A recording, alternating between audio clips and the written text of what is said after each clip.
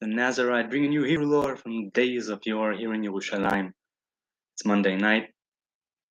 I want to address a couple of comments, and then I want to talk about liberty and burning chametz in light of some words by Rav Kook. Before I get to the comments, I'll just say that Rav Kook is difficult to translate on my finest days, and this translation that I did of his passages was done on the fly, so it will have errors. I don't even know if I'll read the whole thing, but I want to discuss a few ideas on liberty and burning chametz. But first, okay, so the chat from Wednesday, which I didn't get to on Friday, the end of the chat on last Wednesday, we were talking about removing the soil out of the defiled house, a house which is stricken with leprosy. In the case of if it's a terminal case, then you demolish the house, you rip out the foundation, and the very soil from which the foundation, where the foundation was, and you toss it all outside the city in an unclean place, and presumably rebuild. And so, I was equating it, or not equating it, but alluding, whatever the term might be, right? I was talking about the house as a relationship, and how you would approach leprosy of the home as how you would approach confrontation, argument, bad negative vibration with your partner. I was trying to make that connection.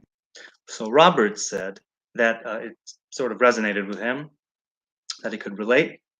And then he said, argument of soil out of the home like the priest. So we were talking about discerning what is it that belongs in the fight, so to speak, and what is it that does not. Before the priest comes to inspect the home for the first time, certain artifacts and things are removed, as well as the individuals from inside the home. And there's a kind of coming there for a very specific reason, coming there with a kind of knowing presence. Now, at the time, I mentioned the priest as, let's say, a third party, but it can also be you looking at yourself from the outside in the fight. Having a bit of detachment can be very healthy. And it can be humility can bring it, I think. The ability to take an overview, or at least it certainly can. Argument of soil out of the home like the priest. So, I'm not sure what Robert meant by it or where he had inserted that in the chat in what I was saying, but taking it as a standalone thing. Argument of soil out of the home like the priest. Knowing how to argue. Knowing the things which maybe you shouldn't continue to say. There are ways of communicating where you can be respectful and still say what you mean and be truthful about it. And so I think that would be the affected soil. That's at the bottom, right? That's rotting the very foundations and the home, and causing it to be afflicted with this leprosy. It's like in the earth. You need to dig all that out. That also means that you need to get in there and physically do the work. In this context, it would be to be truthful and honest with yourself with oneself, me with myself, about things that I do during a fight or confrontation with my significant other that I could do without if I gave it more of an effort. Now, yeah, you could say when anger shows up at the door, come hell or high water, those buttons are going to be pressed. Which is where, again, I think humility and patience, what we spoke of in relation to the afflicted house, humility and patience, the ability to discern, to bring in external, higher knowledge, more spiritual, more metaphysical. There's utility in that. And you can find riches, as Rashi says. Little Andre said, the priest had special knowledge of what the leprosy on the walls, etc. looked like. I still want to know how he knew, though. Well, as I see it, and the priest being from the tribe of Levi, there's a unique covenant with Levi. And it's different, not better, but different than the rest of the children of Israel. And this idea of seeing, as in the priest's visual spectrum, is wider. Maybe not in the frequency of colors, where he resembles each and every man or woman, to some degree, but with a spiritual eye. This spiritual eye, you could ask, what? That's given by birthright? According to the Torah, right? You're a priest. You're a priest if you were born to a priest, into a priestly family. Does that spiritual sight and covenant, is it a birthright? Does it seem, or is it a birth duty, responsibility, all of that? In some cases, yes. And in some cases, I think certain things must be earned, where there would be Levites and priests who would be, in their insufficient state, unworthy of serving for this, that, or the other. Moral character, ritual uncleanliness, I don't know, whatever the case may be. It's a wide spectrum of what would disqualify you from serving at the temple. There are many stipulations. But the priest, I think, who is serving, not just somebody born to a priestly house, I mean a priest who's serving, who has cultivated that spiritual eye in his own unique Levitical, Aaronic way. Some of it is birthright, and some of it is like earned. I would say the bulk of it is earned. And he can look and he can see. How he knew, though? Well, you have the physical characteristics of the affliction in the Torah, right, in Parashat Metzorah, in like last week's Torah portion. Is it deeper or does it protrude? Right? Does it go in? Does it sink in, or is it green? Is it red? Certain things are pure, certain things are not. That's why the priest is there, to discern. The priests and the Levites alike,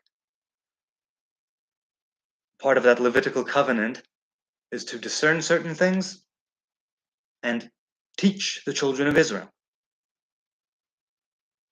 Again, not from a better place, but a different place. Let's just continue on here. I could talk about the tribe of Levi for a long time.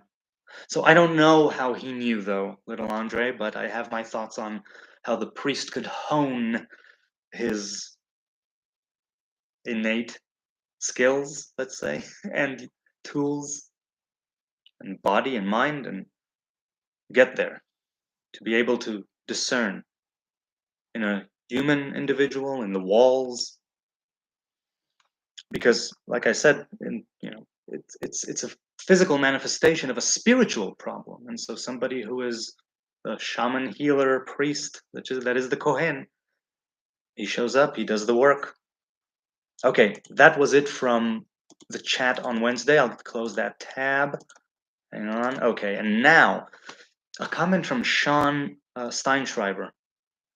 Says Sean, thank you so much for your insight, passion, thoughts, and excitement for this Torah portion. I have always found it hard to get through this section. You have added new thoughts on it. And that's lovely. And I'm so very happy that he said that, because that's awesome. There are some parts in the Torah that I still have difficulties managing the material, physical nature of it. With the spiritual element of it, I can. Well, let's keep going here. So, thanks, Sean. I appreciate the kind words. He continues and says, also on poorness and happiness, because I mentioned. Oh, drink some water here. I mentioned one of the sages, if I'm not mistaken, who's mentioned in the Talmud. I don't remember who it was. I didn't remember then, and I don't remember now. Who would be covered with his woman, right? With one talit, with one sort of coverlet or blanket. That's all they had, and they were happy. Something along those lines. So he says, on poorness and happiness. I find a correlation in happiness, says Sean, and minimalist living. So one that accepts their position and understands it, and then therefore embraces it, happiness is found. So let's read that again. Somebody who accepts their position and understands it, they can embrace it, and happiness is found. So happiness is found in embracing where you are. Now, even if it's in a bad place, which is difficult to embrace, I don't know if it would be a warm embrace, but definitely accepting your position. Minimalist living, accepting your position, understand it, and then therefore embrace it. So what's the progression here? You live minimally, you accept a kind of smaller stature of living, if that's the right way to put it. You understand it, meaning you do it with meaning and purpose, I suppose, and it's not that you've been pushed to it. And then, therefore, you embrace it. You embrace the understanding, you embrace your position, and happiness is found. I'll have to think about that more, but I love the way that you worded it. I'm still wrapping my head around it. I think of this, he says, and the Bhagavad Gita, I hope I'm pronouncing these, I'm probably butchering them, and Arjuna conversations with Krishna, and the idea of fulfilling one purpose and embracing it. Okay, so that sort of ties it in together. That kind of ties it in together. The idea of fulfilling one purpose and embracing it. And so, in that sense, you're minimal, but you go all in. And in their meaning and happiness can be found. Right. Okay, now I understand that better. Now I understand it more. Thank you for tying it so nicely together. The more I understand truly what I need to live by, he says, versus what is a want, the happier I am. Oh Lord, I have so many wants. Personally, many wants. The more I understand truly what I need to live by, he says, versus what is a want, the happier I am. Right, that idea that life is suffering and it comes from desire, that whole thing, that whole trip. We need to tame those sides of us. All right, I'll go to the chat quickly and, okay, hello. So hello, little Andre. Hello, Robert. Hello, Karen. Hi, hi, hi. So it's been 13 minutes. Let's get into this. Let's get into this. Let's get into freedom, or liberty, rather. Liberty and burning chametz. Now, this is about how many? 1, 2, 3, 4, 5, 6, 7, 8. 8 paragraphs. So you tell me. I'm going to start, and you tell me, you 3 or 4 who are watching. Should I read it all the way through? Because I'm not leaning towards that at all. I want to go through a paragraph and speak and just see how many we get through. Are you on board? Let me know. Okay. Either way, I'm going to start, and I'll hopefully switch back at the end of the first paragraph, and we'll see if you people out there, let's see what you want. Okay. Says Rav Kook. He died in the 1930s. So this was written probably in the 1920s. He says, now this translation is on the fly, so many errors, I'm sure. These are speaking of Passover in those years, in the 1920s, these are the years which signal to us the holiday of redemption, the holiday of Passover, the time of our liberty. And for generations, what is it which we learn from those two codependent ideas or issues? So this idea of redemption or liberty and Passover. What is the connection between them? Liberty and Passover. So he says, the eternal answer is that the conditions of redemption are two. The liberty of self, the body, from any foreign enslavement.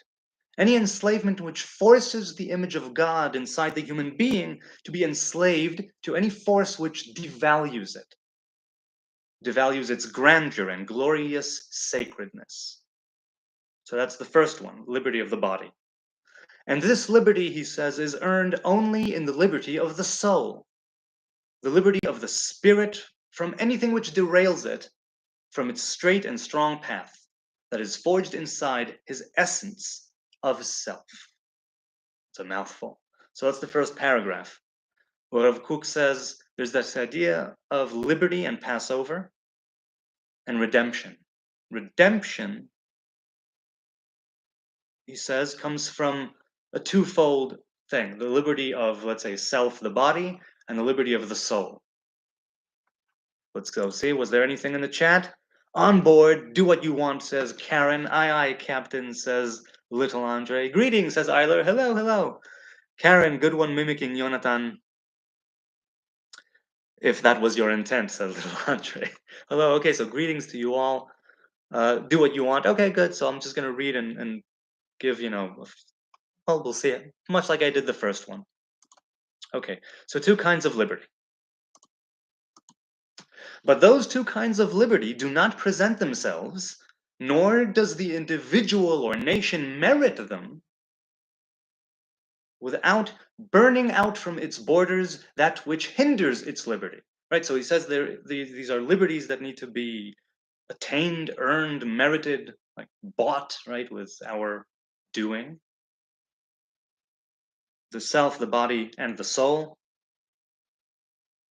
And the first part to gaining liberty is burning out whatever is hindering it, which is the chametz, he says, the leaven in the dough, whose ailment is most prevalent at times when a light of redemption is shining on it. So he says, what is it that hinders liberty? It's the chametz, the leaven in the dough, that which gives rise to the bread. It's associated with ego, it's associated with pride, and it was only brought into the temple once, and that's on, or about almost once, right? On Shavuot, on Pentecost, 57 days from now, 56 days from now, when 2 loaves of chametz were brought. Otherwise, there was no chametz to be found in the temple. Yes, chametz, from that new yield of crops. So the chametz is what hinders liberty. And he says that this leaven in the dough, this ego, this pride, this thing which makes you go, which hinders your liberty, it's most prevalent at times when a light of redemption is shining on it. It's like when the forces, let's say, inside of us, outside of us, when the forces that are in creation of the other side, the Sitra Achra, when they sense that there's a shift occurring, they will put up more of a fight. This in accordance with this, or this is this what would it be? In measure. That's what Kohelet said, King Solomon. He said, this against this. There's a balance. If something rises towards it. And there are physical things where that's also applicable.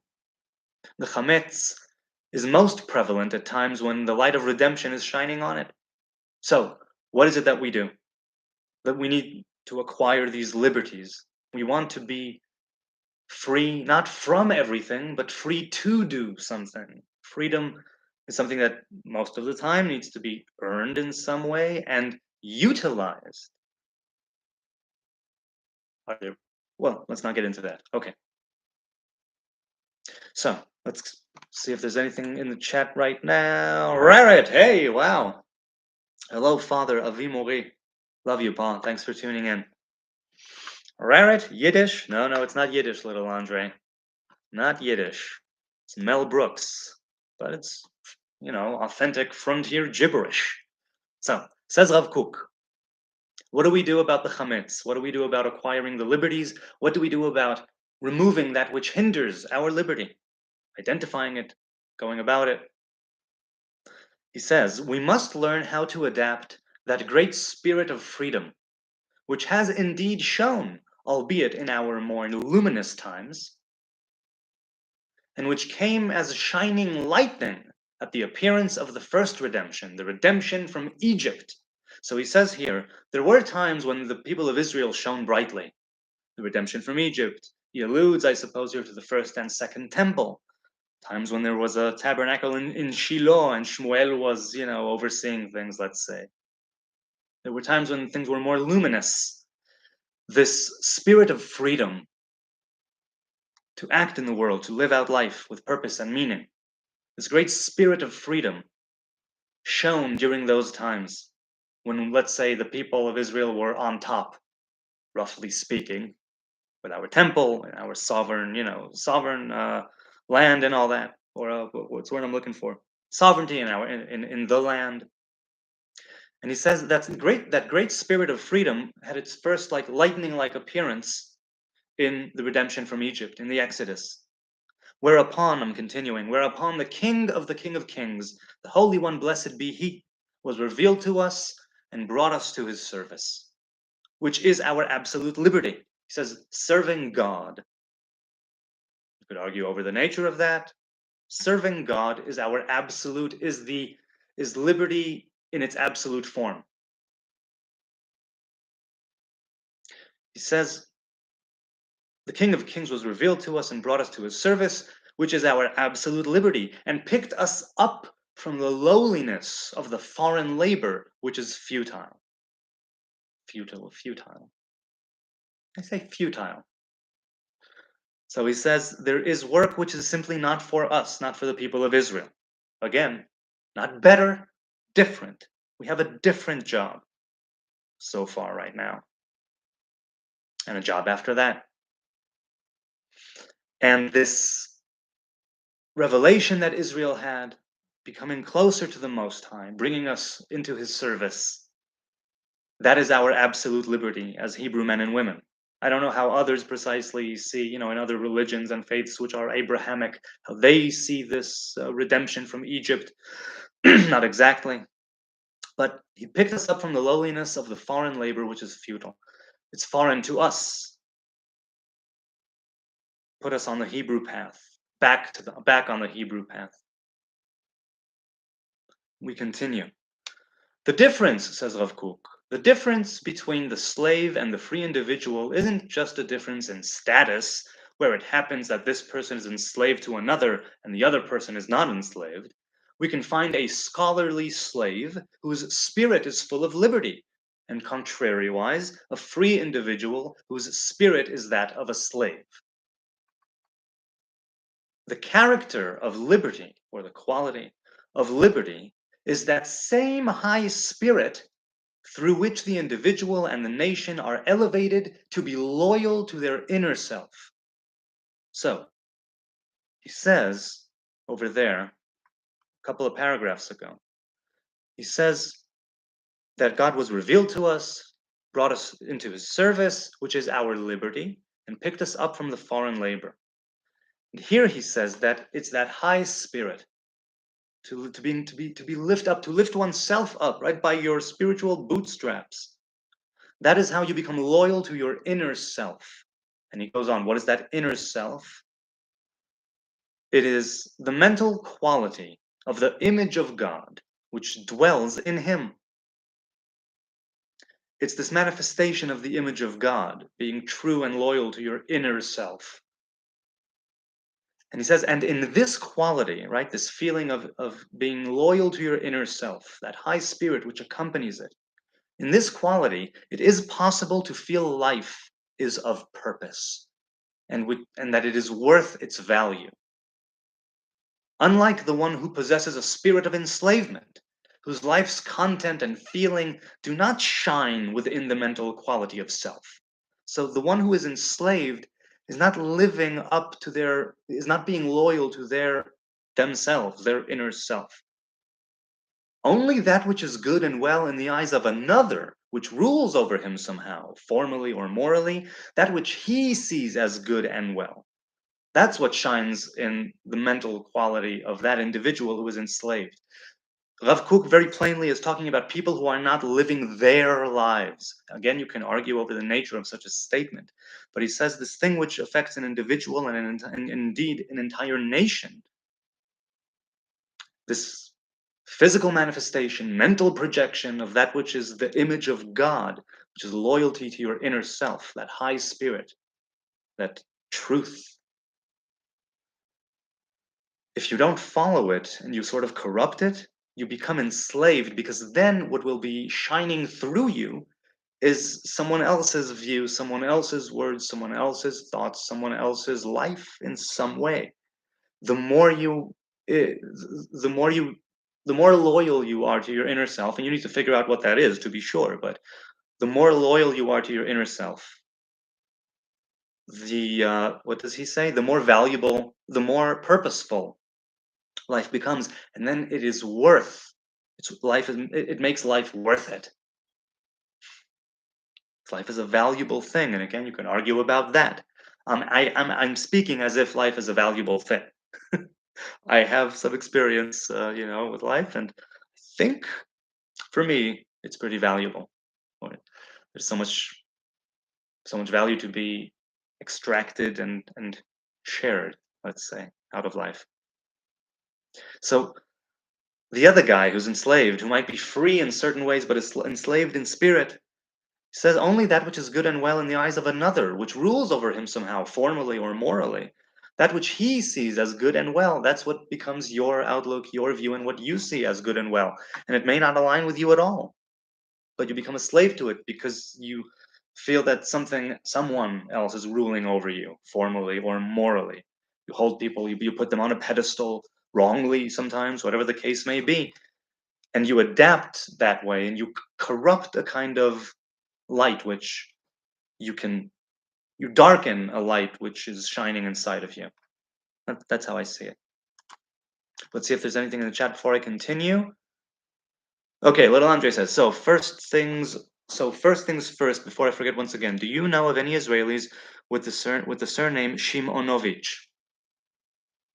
I think I do one or two off the top of my head, or is it just Shimon? I definitely know a few Shimons. Do I know a Shimonovich?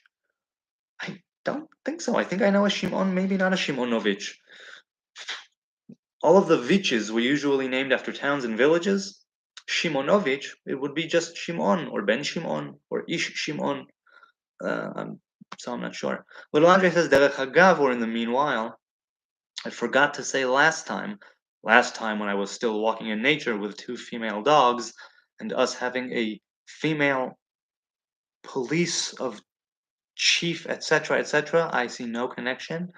That there were also once and then he's cut off. So I'm going to continue.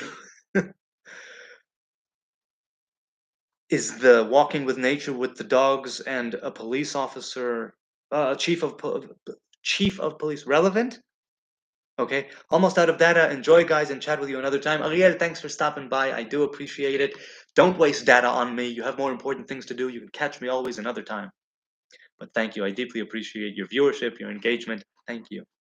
Peace. Let's continue here. I think my foot fell asleep. Okay. Hey, doll. Hey, bitch. Pinky. Okay. So, sum up that paragraph here. He says there is this high spirit, that mental quality of the image of God, a life of purpose, a life of meaning. And he says, and we, in the light of this liberty of self, shall walk and strive to emphasize more and more our flourishing inner independence, which we obtained by revelation of the Shekhinah. So that revelation of Shekhinah, that's something that appeared on Passover, which he likened to lightning, and very, very, that's the word I'm looking for. Well, it's fit that he used lightning or flash, because that redemptive quality that was in Passover, some of it echoes in what's known as Passover of generations, which is each and every Passover that has ever been since. There's Pesach Mitzrayim and Pesach Dorot, the Passover of Egypt, and every Passover since. There was something very unique that occurred there in Egypt. It was something like a flash and a bolt of lightning which kindled something which later on was burning of its own accord. But that initial divine lightning, if you will, where Am Yisrael were lifted up later on at the assembly in front of the mountain, were given a shot at Torah, that light of liberty of self, which they were able to seize, they merited it and they earned it with how they had been behaving in their time in Egypt. There were certain things, says the Midrash, say our sages, that Israel did not forsake. Right? It was their clothing, it was their tongue, and it was, oh, what was it? Their clothing, their tongue, the third one escapes me. I don't recall right now, but they kept certain things Hebrew. Ironically, when Moses flees the wrath of Pharaoh to Midian, the daughters of Yitro, of Jethro, say, Ish Mitzri hitzilanu, an Egyptian man saved us from the shepherds, right, who drove us off. Of course, he was more royalty in that sense. He wore perhaps different clothing, but the people of Israel did not change their tongue, their clothing, and one other thing. It's because of the promise to Abraham, Isaac, and Jacob. It's because of people like Noah and Hanoch and Adam and Hevel, if you will, that this covenant keeps on going. The revelation of the Shekhinah to the people of Israel was very, very unique, a one-time thing, which is why Moses, a one-time individual, he's the one who had to make that happen. The revelation of the Shekhinah, that's our independence, that's our liberty. Freedom from in order to do.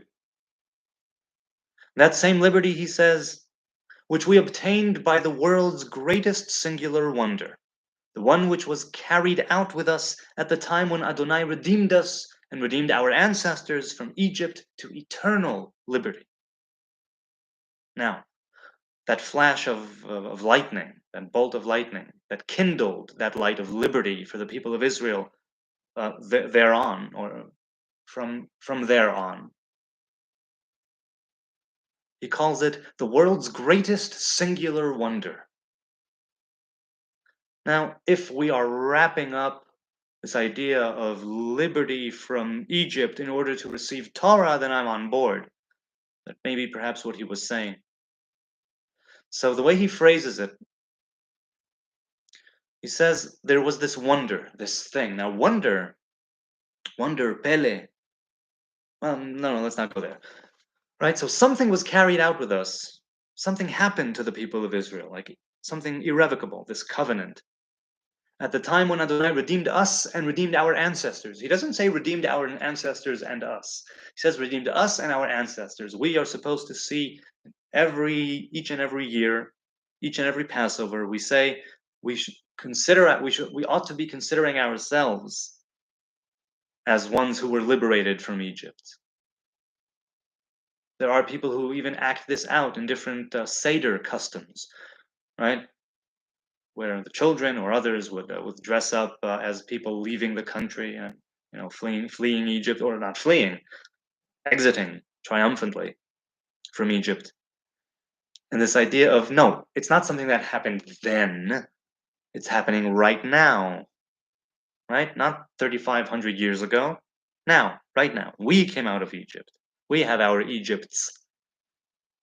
He says that's the world's greatest singular wonder. Now, that happened in Egypt, but that same greatest singular wonder, that light of liberty, true liberty, liberty of loyalty to the inner self, in light of what he said, of what Rav Kook said earlier. Redeem us and our ancestors from Egypt to eternal liberty.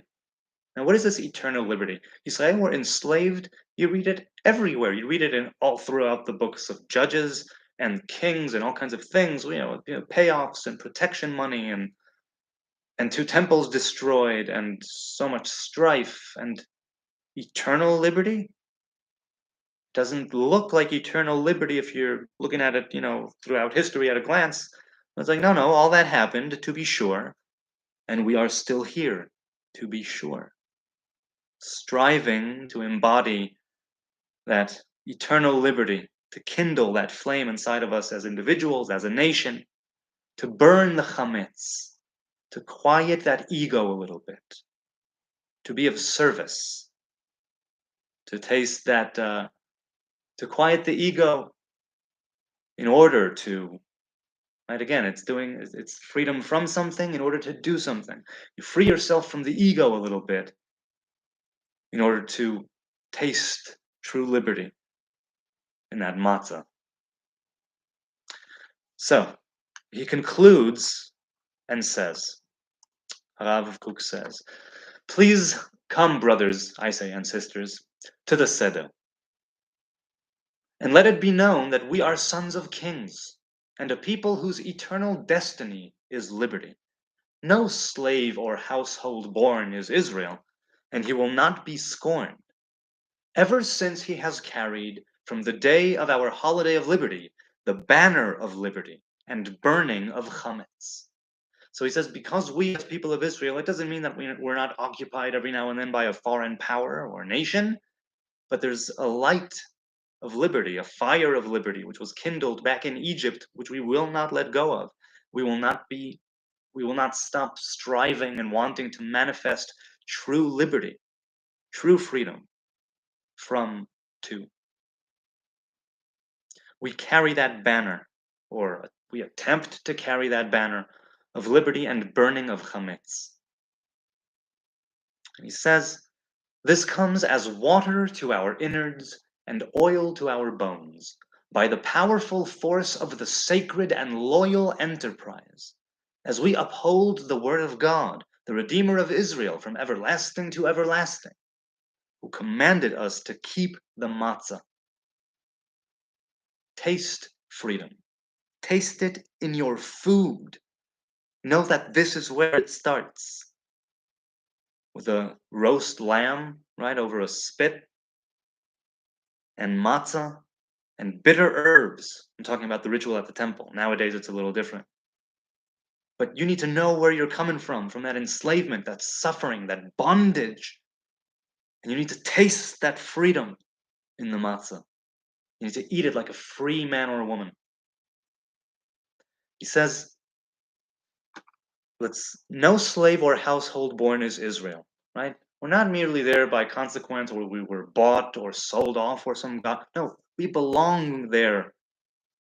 And we strive to be a light to the nations. What is this light to the nations? This light that Rav Kook is talking about, that's the light that will, in tradition and prophets and different views, and I think so too, in a very egocentric way, Israel can be a light unto the nations, but it's something we need to earn, it's something we need to merit. We need to burn the chametz that is hindering our liberty as a nation. And on the Seder, we are called to do just that. And in Passover, where the temple and sacrifices and all that jazz, we are called to do just that. Our eternal destiny is liberty. Now, I see our eternal destiny as the human destiny, taking it a bit outside of the people of Israel right now. Made in the image of God. And he speaks of the image of God here. And that's all mankind, as I see it, right? All humankind. We arrive at the night of the Seder, at the night of the Passover sacrifices, at the time of the temple, knowing that this is what liberty is, the liberty to be of service, to serve God. And in serving God, right, we're talking about being a good person, first and foremost, as I see it, to be of utility to others when you can be. The banner of liberty, and being true to yourself, that's that banner of liberty. Commanded us to keep the matzah. Okay, so the final sentence. Keep the liberty and the burning of chametz, and be redeemed speedily, a complete redemption, or a whole redemption, like full redemption. Okay, wow, that was something. Okay, so let's see. Let's read the chat, see if there's anything there.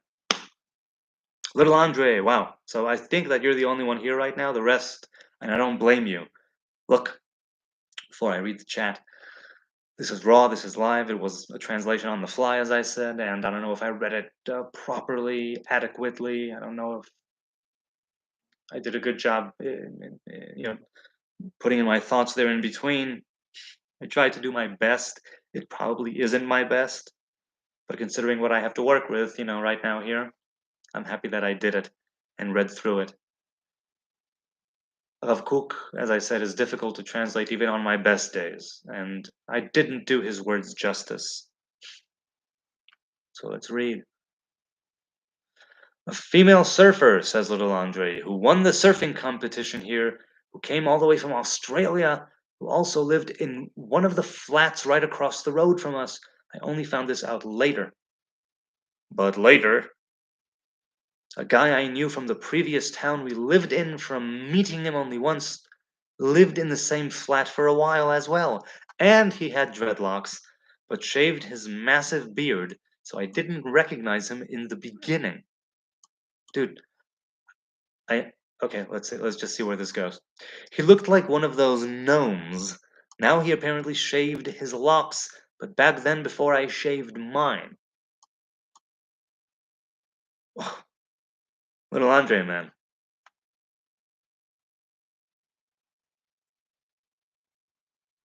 I honestly have no idea what you're trying to say.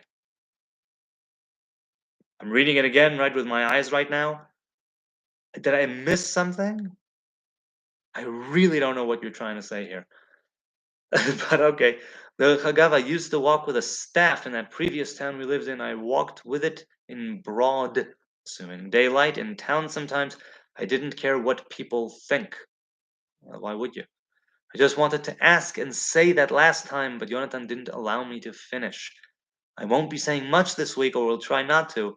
I understand it's a stressful time for those who keep Pesach the way you do. Well, it's not stressful. It's not that stressful for me, usually, but okay, all good. You skipped my question, though? Dude, I did not see a question there. I honestly did not understand, or I do not understand where that story is supposed to go. And feel free to share anecdotes, but I'm wondering how you. Okay, I skipped my question. Dude, I saw no question. Is it Yiddish? No, it's not Yiddish. Uh, it's authentic frontier gibberish from the movie from Mel Brooks's movie Blazing Saddles. The character of Gabby Johnson steps up to a podium when they need to decide what to do, and he speaks a wonderful speech. And I'm particularly happy that those lovely children were there to hear that speech. Not only was it authentic frontier gibberish, it displayed a courage rarely seen in our time. I think that's what the line is, or something like that. Do you know of any Israelis with the surname Shinomovich? Dude, I answered the question. I answered it when I read it the first time. I said I think I do. I definitely know a few Shimons, and I might know a Shimonovich, but I don't know offhand. So, do I know of any? Not offhand, but I'm sure that they exist. On that note, this was a trip. I enjoyed reading the comments before. I enjoyed reading this bit by Rav Kook from Olat Reiyah. I'm wow. Now I'm feeling the tiredness. Now I'm feeling very tired. I'm gonna go to sleep. Let's have a good night, a wonderful continuation of this week. Hopefully, I'll see you tomorrow for a short. Thank you. I appreciate your time, your kind attention. I don't take it for granted. Thanks to those who were here. Little Andre was here. Robert was here. My father was here. Eiler was here. Oregon was here. Oregon Freebird. And no one else. That's it. You guys were here, and I appreciate it. Thank you. This was so much fun. I don't take it for granted, and it's awesome. God willing, I'll see you tomorrow for a short, and on Wednesday for a broadcast. God bless. Toda